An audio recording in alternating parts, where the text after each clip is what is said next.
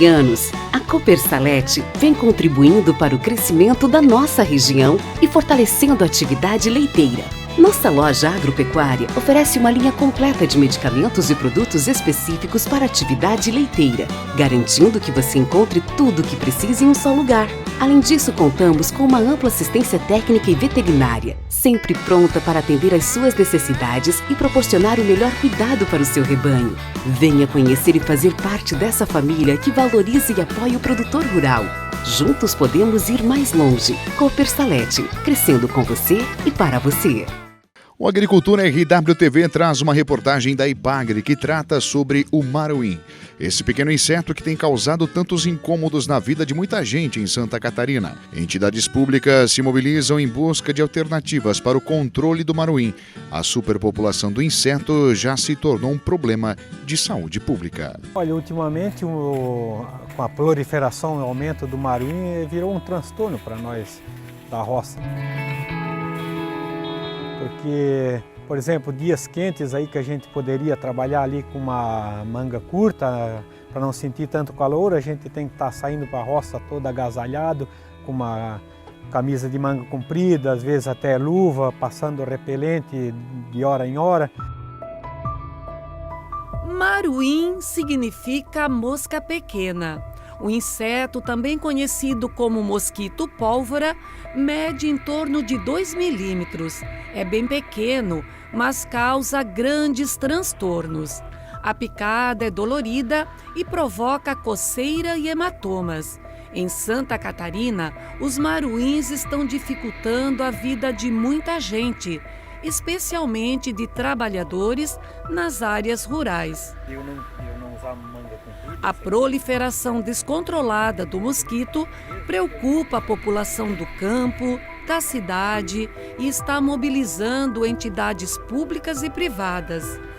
A superpopulação do maruim levou o município de Luiz Alves, no Vale do Itajaí, a decretar estado de emergência em março deste ano.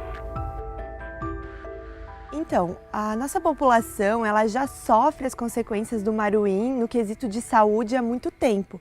Isso se limitava a alergias de pele, coceira, irritabilidade, uma diminuição da qualidade de vida. Porém, esse ano, no mês de maio, a gente teve o primeiro diagnóstico da febre da Auropost aqui no nosso município. Atualmente, temos 35 casos confirmados. E pelos sintomas da Auropost ser muito semelhantes aos sintomas da dengue, isso acaba acarretando numa sobrecarga do nosso sistema de saúde. As pessoas têm procurado mais as unidades de saúde com os sintomas. Isso também acaba aumentando o consumo de medicamentos, de soro para hidratação, que são a base do tratamento da Auropost. Uma outra situação é que o vírus da Auropost na nossa região ele ainda não tem um comportamento totalmente definido. Ele está se diferenciando do comportamento do vírus lá na região norte, que já é afetada pela Auropost há muito tempo. Até a gente realmente conhecer a Auropost, saber quais são os tratamentos, qual que vai ser o comportamento desse vírus, então a gente tem um desafio pela frente.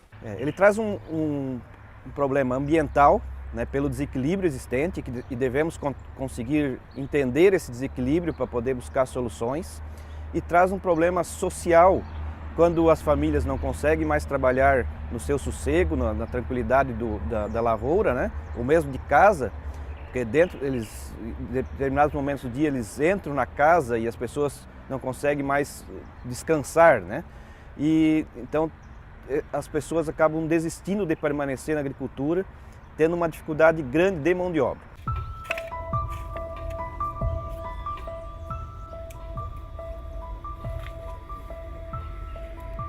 Bom, o maruim, o controle dele acaba sendo muito complicado, muito difícil, porque a reprodução dele acontece em matéria orgânica em decomposição, né?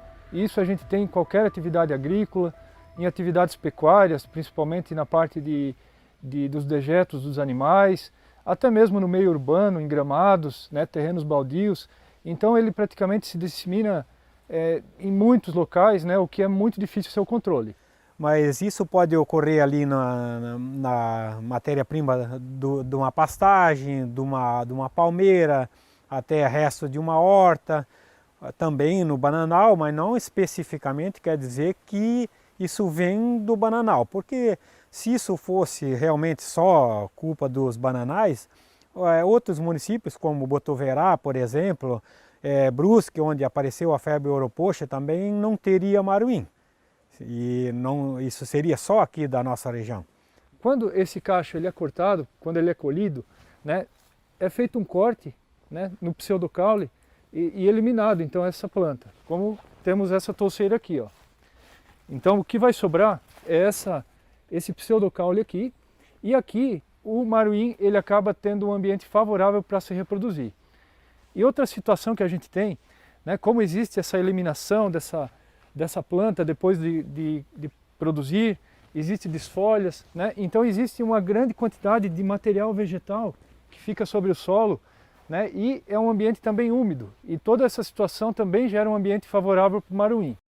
Mas eu repito, né, não só no caso da bananeira, né, mas todas as outras atividades agropecuárias acabam gerando matéria orgânica, resíduos, então todas acabam favorecendo. Temperatura, umidade relativa do ar e pH é o tripé que faz com que juntos, desde que seja ideal cada um desses fatores, a gente vai ter uma infestação mais alta. Então esses três fatores fazem com que juntos, e na faixa ideal de cada um deles, a gente vai ter um problema com o maruim. Só que como o maruim deixa ovo, se o pH estiver acima de 7 nessa superfície, esse ovo vai ter uma incubação de 49, 50 dias. Então, quando a gente está reclamando do maruim hoje, significa que essa postura já foi feita há 2 meses atrás, né? Já houve aquelas condições há 2 meses atrás, quando a gente está reclamando hoje. Então, por isso é um desafio muito grande a gente estudar por que é que a gente tem problema com o maruim em determinadas regiões e não tem em outra. E isso que é importante do projeto, a gente entender qual é a ecologia do inseto como um todo, né? Então, essa proposta que nós temos com o projeto é a gente trabalhar a questão do manejo integrado, né? Entender ele, primeiro entender a ecologia do inseto, como é o comportamento dele, quais as variáveis, está muito associado com relação à matéria orgânica, como já foi citado e falado, mas como é o comportamento em outras matérias orgânicas e as variáveis que fazem ele se desenvolver, como temperatura, umidade, né, o que causa maior reprodução ou menos reprodução e as variáveis de comportamento, de alimentação e reprodução dele. Então, diante disso, né, a EPAGRE ela está se propondo a estudar essa questão como um todo, estudar esse desequilíbrio associado, né, a essa explosão, né, da população desses insetos que está causando esse desconforto todo, né, a entender quais são as circunstâncias, quais são os fatores que estão afetando a dinâmica dessa população, seja aumentando ou seja diminuindo, né, o número de indivíduos dessas populações, para a gente entender melhor como que as práticas agropecuárias e de manejo que a EPAGRE desenvolve e que a EPAGRE recomenda interferem sobre essa questão.